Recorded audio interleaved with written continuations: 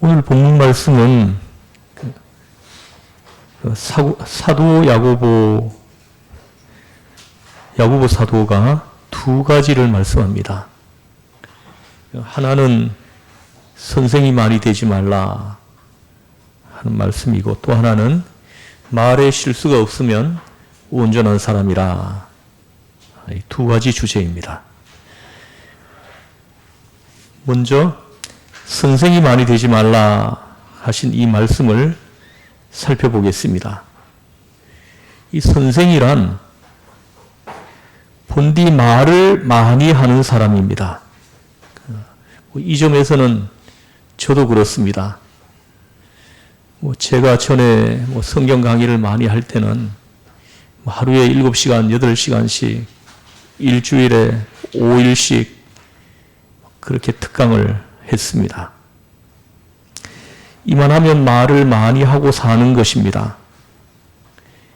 그렇게 출창 떠들고 나면은 나중에는 턱뼈도 욱신욱신하고 또 혀도 굳어지고 혀뿌리까지 아파서 더는 말을 할 수 없게 됩니다. 또 저 혼자 이야기하는 것으로 끝나는 것도 아닙니다. 강의 중간중간 또 강의 마치고 나면 성경 공부하는 사람들이 개인적으로 찾아와서 이것저것 자꾸 물어봅니다. 그래서 어떤 때는 너무 피곤하다고 질문을 받지 않을 때도 있었습니다. 그런데 다른 분들도 그렇겠지만 이처럼 말을 많이 하고 사는 사람이 집에 들어가면 말이 없어집니다. 한마디도 하기가 싫은 것입니다. 아무튼 선생이라는 것은 말을 많이 하는 사람입니다. 말로 살지 않습니까? 하루 종일 말을 하는 게 직업인 사람입니다. 무릇 이렇게 말을 많이 하다가 보면 실수가 있게 마련입니다. 말을 많이 하다 보면 자연히 실독도 많아지고요. 또 실언이나 시건도 있을 수밖에 없습니다. 그래서 오늘 본문에서 야고보 사도는 말씀하시는 겁니다. 1절 말씀을 같이 한번 읽어보겠습니다. 시작. 내 형제들아, 너희는 선생된 우리가 더 큰 심판이 있는 줄 알고 선생이 많이 되지 말라. 당시 교회 공동체에는 교인들에게는 랍비가 있어야 했습니다. 랍비는 곧 선생입니다. 믿음이 생기고 그 믿음을 유지하고 성숙하도록 해주기 위해서 성경 지식이 필요했습니다. 또한 생활 속에서 많은 문제에 부딪혔습니다. 이 일은 어떻게 해결해야 할까? 이럴 때는 예수 믿는 내가 어떻게 해야 하는가? 좋게 푸는 방법은 무엇일까? 믿는 사람으로서의 처신 방법을 물어오는 것입니다. 이러한 많은 질문에 대하여 선생들이 구체적으로 가르쳐야 했습니다.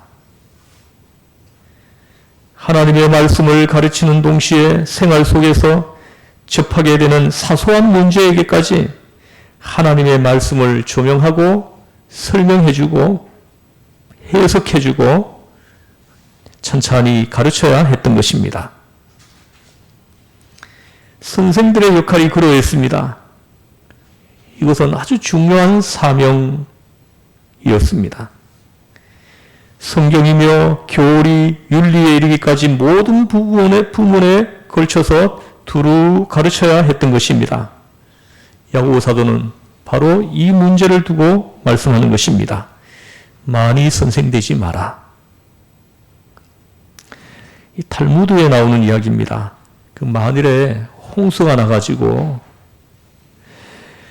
너를 낳아준 부모하고 랍비가 함께 물에 휩쓸려서 떠내려가고 있다면 너가 그 중에 한 사람만 구할 수 있다면 누구를 구해 주겠는가 하는 것입니다. 한 사람밖에 구할 수 없다면 부모와 선생이 지금 물에 빠져서 허우적거리고 있습니다. 살려달라고 손을 내줬습니다. 이때 누구를 구해야 하는 것이냐? 여러분은 어느 쪽입니까? 탈무드는 이 질문에 대답을 합니다. 랍비를 구해야 한다. 선생을 구해야 한다. 정신적인 지도자가 더 중요하다 하는 것입니다. 여러분, 여기서 옳고 그르고를 따지지 마시기 바랍니다. 랍비를 구하라. 나의 정신을 지도하고 나의 영혼을 지도해주는 분을 더 소중하게 여겨야 한다 하는 것입니다. 나를 낳아준 부모도 중요하지만 나의 정신을 지도해주는 선생이 나의 앞날을 보아서도 더욱 크다는 것입니다. 탈무드에서는 이와 같이 가르치는 선생의 중요성을 크게 가르치고 있습니다. 그래서 이스라엘 사람들의 정신문화는 온전히 랍비 중심으로 이루어집니다. 랍비의 교훈을 받고 랍비의 말씀을 의존합니다. 무시로 그에게 가서 묻습니다. 그래서 이스라엘에서는 랍비는 이토록 존경을 받았습니다. 추앙을 받는 사람입니다. 그래서 저마다 선생이 되겠다고 막 나서는 것입니다.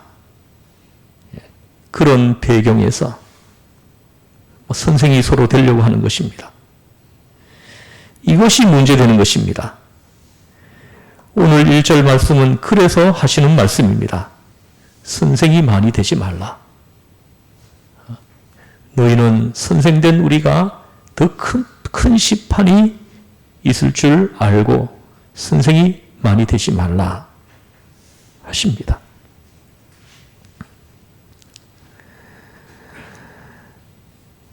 그 책임이 매우 크다는 것입니다. 여러분 생각해 보십시오. 우리에게 선생이란 존재가 얼마나 중요합니까? 사람은 세상에 태어나 세 가지 복을 받아야 한다고 합니다. 그 첫째는 부모를 잘 만나는 복이고, 둘째는 스승을 잘 만나는 복이고, 셋째는 배우자를 잘 만나야 한다 하는 말이 있습니다. 왜 그렇습니까? 이 세 가지는 내 운명을 좌우하는 것들이기 때문입니다. 아주 중대한 조건이 되는 것입니다. 여러분, 사람을 잘 만나는 것은 큰 축복입니다. 우리 인생에서. 젊었을 때 좋은 스승을 만난 사람들은 잘못된 길을 가다가도 수많은 사람들에게 덕을 끼치는 인생을 살도록 그 인생이 바뀌어지는 것이 수도 없이 많지 않습니까?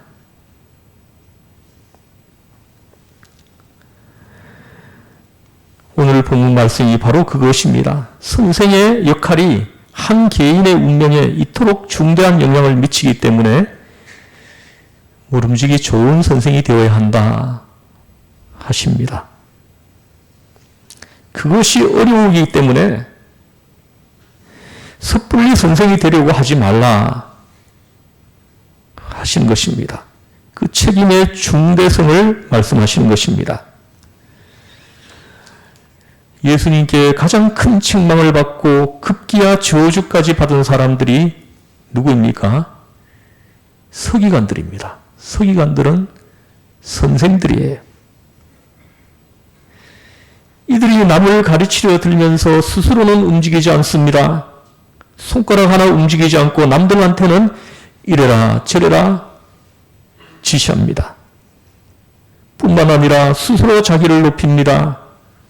위선자가 됩니다. 이러니 예수님께 큰 책망을 들을 수밖에 없었습니다.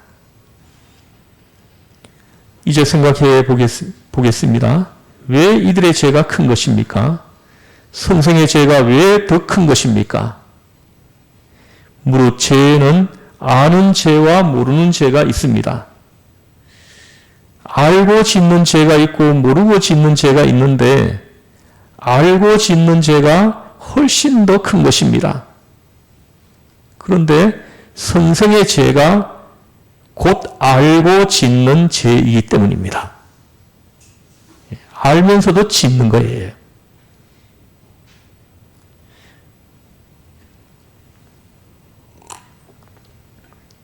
그래서 그 죄가 더 크다고 말씀하시는 겁니다. 다음으로 생각할 것은 고의로 짓는 죄가 있고 잘못해서 짓는 죄, 곧 부지 중에 짓는 죄가 있다는 것입니다. 가르치는 것도 그렇습니다. 고의적으로 잘못 가르칠 수 있습니다. 의외 이런 사람들이 많아요. 이단들이 그렇죠.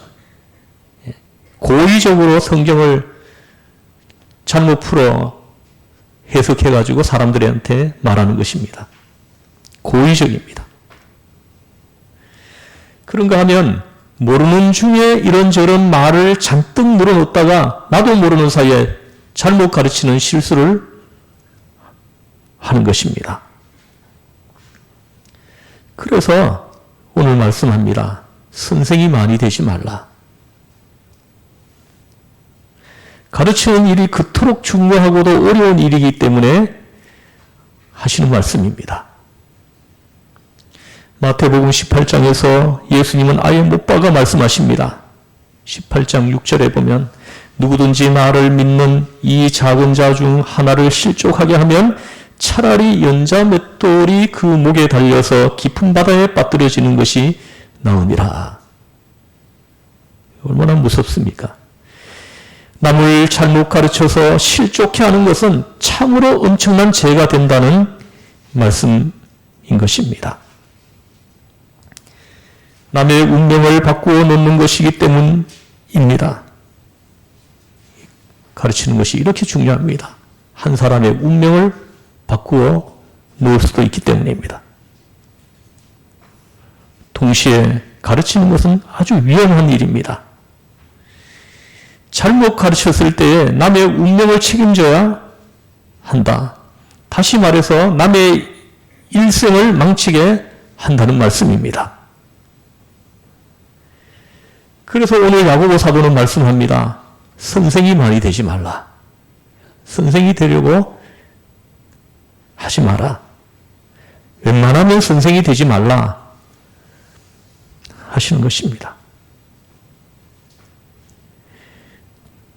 두 번째입니다. 두 번째 주제는 말입니다. 말에 실수가 없는 자는 온전한 사람이라. 이제 이 주제에 대해서 살펴보겠습니다. 가장 쉽게 짓는 죄, 그러면서도 가장 큰 죄가 말로 짓는 죄라고 말씀합니다. 그렇습니다. 말하는 것이 얼마나 쉽습니까? 우리가 입만 열기만 하면 말이 쏟아져 나오지 않습니까? 말함을 가볍게 여기는데 그 결과는 실로 엄청난 것입니다. 이를테면 보십시오. 내가 남의 물건을 도둑질했습니다. 그러나 물건을 잃었다고 그 사람이 죽지는 않습니다. 그런데 남의 마음을 아프게 하는 결정적인 말을 한마디 했다고 해보십시오. 그 말이 그 사람 가슴에 박혀서 마침내 그 사람을 죽이고 맙니다. 말이 사람을 죽이는 것입니다. 말 한마디가 사람을 죽입니다. 그러므로 가장 무서운 죄는 말로 짓는 죄입니다. 그런데도 가장 가장 많이 짓는 죄가 말로 짓는 죄라는 것입니다. 가장 쉽게 생각하는 죄가 또한 말로 짓는 죄인 것입니다. 오늘 본문에서는 그것을 말씀하고 있는 것입니다. 2절 말씀을 같이 한번 읽어보겠습니다. 시작. 다 실수가 많으니 만일 말에 실수가 없는 사람은 온전한 사람이라. 능히 온 몸도 굴레 씌우리라. 이 말씀을 해석하여 좀 더 설명을 하면 말을 내 마음대로 다스려서 제어할 수 있는 사람이라면 능히 온 인격, 온 운명도 제어할 수 있는 사람이니 그러한 사람이 온전한 사람이다 하시는 것입니다. 말을 제어하는 훈련이 되어 있는 사람, 이런 사람의 인격이 온전한 사람이라는 것입니다. 말을 내가 컨트롤할 수 있는 사람을 말하는 것입니다.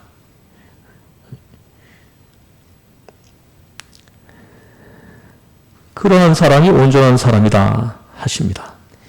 내가 해야 될 말을 골라서 해야 될 적절한 시기에 하는 사람이라면 능히 이런 사람은 내 마음을 다스릴 수 있고 내 행위도 다스릴 수 있고 세상을 다스릴 수 있는 사람이다 하시는 말씀입니다.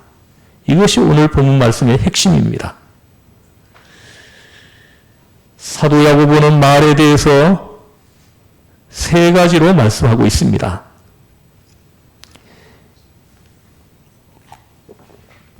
우리가 먼저 들은 1장 19절에 보면 말하기는 더디하라 합니다.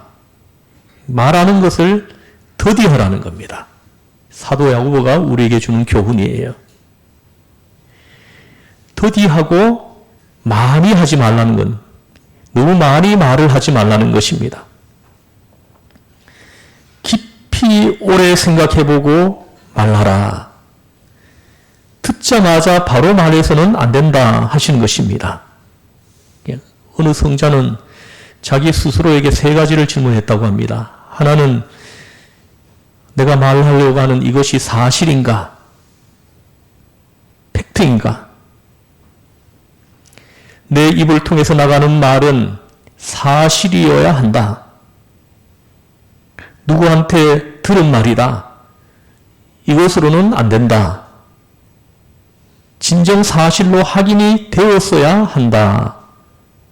그렇지 않으면 나는 엄청난 죄를 짓고 있는 것이다. 이렇게 말했습니다. 또 하나는 이 말을 해서 저 사람에게 덕이 되는가, 해가 되는가를 생각해 보아야 한다 했습니다. 그리고 또 하나는 내가 반드시 해야 할 말인가, 때로 하나님께서 할 말씀을 내가 하고 있지는 않는가, 그런가 하면 다른 사람이 해야 될 말을 내가 하고 있지 않는가 하고 말했습니다. 그러므로 말씀에 앞서 좀 더 생각하고 천천히 해야 한다는 것입니다. 야고보 사도가 말에 대해서 첫 번째가 말하기를 더디하라. 두 번째는 1장 26절입니다. 1장 26절에서 말씀하셨는데요. 자기 혀를 제갈먹이라 합니다. 군자가 이렇게 말했죠. 행동으로 말하고, 군자는 행동으로 말하고, 소인은 혀로 말한다 하고 말했습니다. 공자가 말했습니다. 평생 선을 행하여도 잘못된 말 한마디로 그 모든 것이 깨어진다 했습니다. 평생 쌓아온 선이 말 한마디 잘못한 것으로 하루아침에 물거품이 되고 만다 하는 것입니다. 그 오랜 시간 동안 한 선행이 아무 소용이 없어진다는 것입니다. 이 점을 잊지 말아야 하는 것입니다. 그래서 사도 바울은 내가 내 몸을 쳐서 복종케 한다.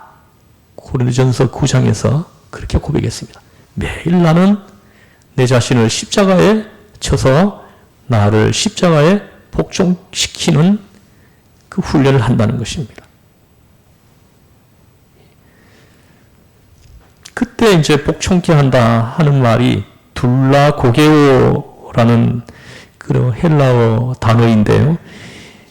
이 말은 마치 노예를 길들이듯이 나를 쳐서 주님 앞에 복종시킨다는 그런 의미입니다. 모름지기 우리는 자신의 혀를 제어해야 하겠습니다. 강하게 묶어야 하겠습니다. 사도 요부가 말한 말 세 번째는 2장 12절에서 심판받을 자처럼 말도 하고 행하기도 하라 이렇게 말을 합니다.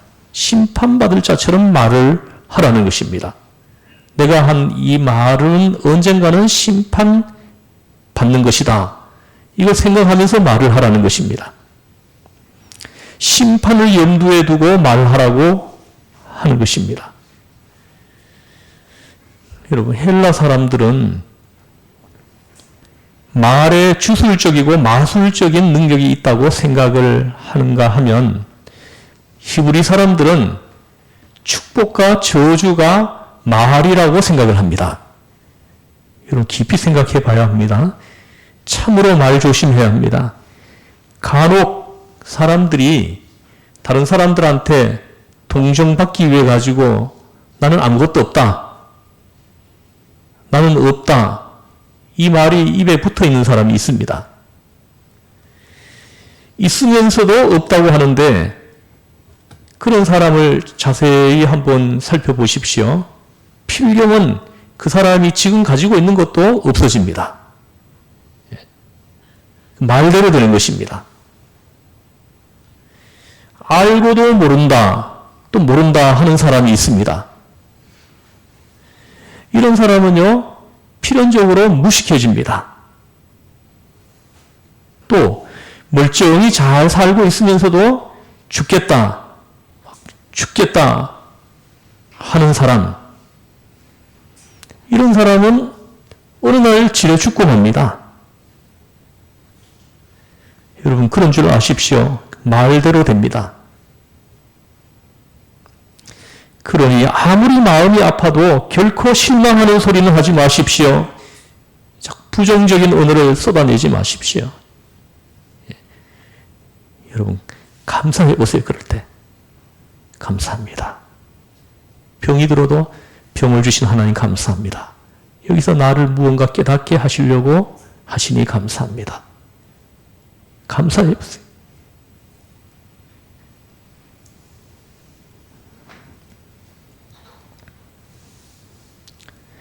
내 인생 끝났다고 말하지 마십시오. 망했다고 말하지 마시기 바랍니다. 그대로 된다는 것을 잊지 마십시오. 많이 힘들겠죠. 얼마나 힘든지, 저도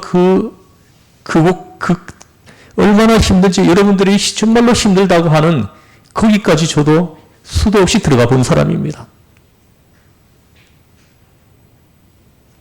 그래도 망했다고 말하면 안 되는 것입니다. 그래도 내 인생이 여기서 끝났다고 말을 해서는 안 되는 것입니다. 왜요? 말한 대로 되니까요.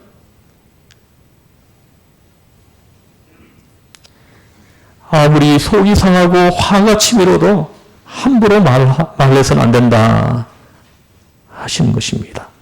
왜입니까? 그대로 되기 때문입니다. 아무리 화가 나도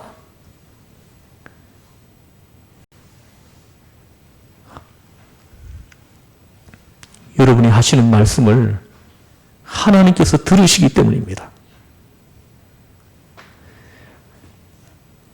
하나님께서 들으시고 그가 하는 말대로 시행해버린다는 겁니다. 축복이건 저주건 구별하지 않으십니다. 예수님께서 제자들에게 가르치시기를 어느 집에 가든지 복을 빌라 하셨습니다. 누구에게든지 복을 빌어주라 하셨습니다. 그가 복을 받는 사람이면 복을 받을 것이요 그렇지 않으면 그 복이 내게 돌아오리라 하셨습니다. 복 받을 말 이외에는, 복을 빈다는 말 이외에는 절대로 하지 말라는 말씀입니다. 말이 씨가 되는 것입니다. 망한다 하면 망할 것입니다. 그러므로 우리는 말을 신앙으로, 믿음으로 그리스도의 제자로서 한마디 한마디 해야 하는 것입니다. 하나님 앞에서, 이 헬라어는 코람데오인데, 코람데오, 하나님 앞에서 말을 해야 합니다. 사람은 안 들어도, 사람 혹시 들어도 잊어버리지만 하나님께서는 들으신다는 것입니다. 민수기 14장 28절을 여러분 한번 찾아보시면요. 하나님은 이렇게 말씀합니다. 너희 말이 내게 들린 대로 내가 너희에게 행하리니 이렇게 말씀합니다. 너가 지금 하는 그 말이 내 귀에 들린 대로 내가 그대로 행하리니 이렇게 말씀합니다. 그렇습니다. 하나님께서 들으십니다. 사람 가운데서 하는 말이지만은 듣기는 하나님께서 들으시고 하나님께서 그대로 행하십니다. 여러분 꼭 잊지 마시기 바랍니다. 오늘 본문에서 지금까지 말한 모든 것들을 다시 요약해가지고 세 가지로 비유해서 말씀합니다. 그 첫째가 제갈입니다. 말을 제갈에다가 비유합니다. 3절을 같이 한번 읽어보겠습니다. 시작. 우리가 말들의 입에 제갈 물리는 것은 우리에게 순종하게 하려고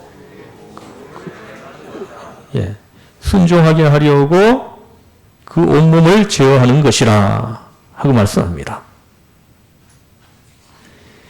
우리가 말들의 입에 제갈 물리는 것은 합니다. 말이 아무리 크다고 해도 입에 제갈을 물려놓고 잡아 끌면 어린아이들한테도 끌려옵니다. 그 온 몸뚱이가 따라오는 것입니다. 이와 같습니다. 내 입을 제갈 먹여서 말만 바로 하면 내 인격이 거룩해진다는 것입니다. 그때 비로소 온전해진다는 것입니다. 우리 몸이 더러워지고 운명까지 추잡해지는 것은 모두가 이 말 때문입니다. 여기 보십시오. 6절을 같이 한번 읽어보겠습니다. 시작. 혀는 곧 불이요 불의의 세계라. 혀는 우리 지체 중에서 온몸을 더럽히고 삶의 수레바퀴를 불사르나니 그 사르는 것이 지옥불에서 나느니라. 아멘. 말이 이렇게 무서운 것입니다.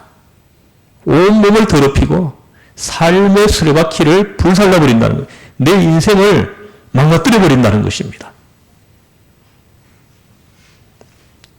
우리 몸이 더러워지고 운명까지 추잡해지는 이것이 모두 말 때문이라는 것입니다. 그래서 오늘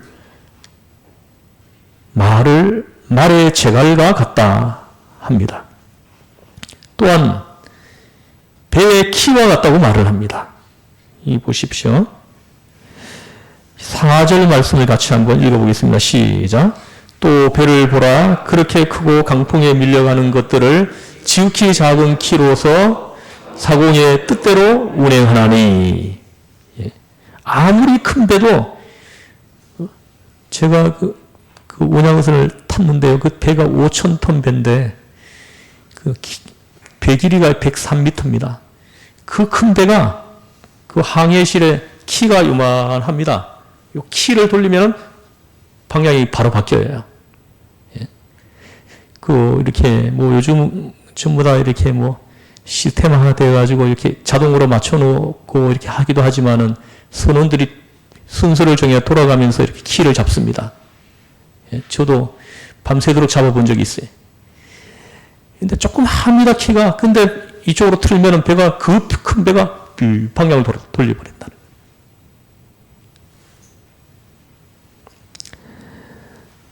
이게 무슨 말씀입니까? 말하는 대로 운명이 따라간다는 것입니다. 키를 돌리는 대로 배의 방향이 바뀌어지듯이 말하는 대로 운명이 그쪽으로 따라간다는 것입니다. 말이 얼마나 중요합니까?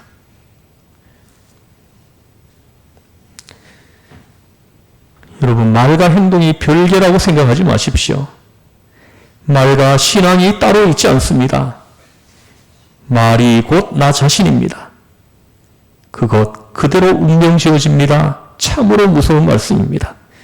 말은 곧 배의 키와 같다 합니다. 말 한마디가 내 인생을 좌우한다는 것입니다. 그리고 세 번째는 불에 비유합니다. 6절입니다. 아까 우리가 읽은 말씀이죠. 한 번 더 읽어보겠습니다. 시작.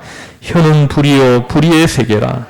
혀는 우리 지체 중에서 온몸을 더럽히고 삶의 수레바퀴를 불사르나니 그 사르는 것이 지옥불에서 나느니라. 지옥불에서 난다. 혀는 불이요 합니다. 여러분, 불을 생각해 보십시오. 원래 유난히도 그 산불이 많이 났죠. 처음에 이렇게 담배꽁초 하나 잘못 버려가지고 그게 불이 붙었는데 그게 온 산을 태워버렸죠. 한 번 불이 붙고 나면 어떻게 됩니까? 성냥 한 겹이 그어되는 것은 간단하고 쉽습니다. 그러나 그 여파는 엄청난 것입니다. 누구나 나중에서야 말을 합니다. 일이 그렇게까지 될 줄은 몰랐다. 당연히 몰랐겠지요. 알았으면 그러했겠습니까? 말 한마디가 그토록 무서운 결과를 가져올 줄을 모른다는 것입니다. 여러분, 오늘 말씀을 통해서 내가 매일매일 쏟아내는 그 말 한마디 한마디가 그 파급 효과가 엄청나다는 것을 여러분들이 마음에 새기고 또 새겨서 말 한마디를 하더라도 그리스도의 제자로서 말씀을 잘 훈련받은 사람으로서 기도하는 사람으로서 다른 사람들을 세워주고 덕을 끼치고 이 세상을 따뜻하게 하고 변화시키는 그런 말 한마디 한마디를 여러분들이 그 입으로 하실 수 있기를 주 예수의 이름으로 축원합니다. 우리 기도하겠습니다. 잠언서 18장 21절에서 죽고 사는 것이 혀의 근세에 달렸나니 혀를 쓰기를 좋아하는 자는 그 열매를 먹으리라 했습니다. 우리가 입으로 신앙을 고백하여 구원에 이릅니다. 온전한 사람 능히 몸에 굴레 씌울 수 있고 온몸을 선한 길로 인도할 수 있습니다. 그러기 위해서는 오늘 야고보 사도를 통해서 우리에게 말씀하십니다. 이불을 다스려라. 이불을 다스리라고 말씀합니다. 이 말씀이 우리의 마음밭에 떨어져 씨가 싹이 트고 자라나서 열매로 주렁주렁 열리는 축복의 말씀이 되게 하여 주옵소서. 우리를 죄에서 구원하신 예수님의 이름으로 기도드리옵나이다. 아멘. 시간은 찬송가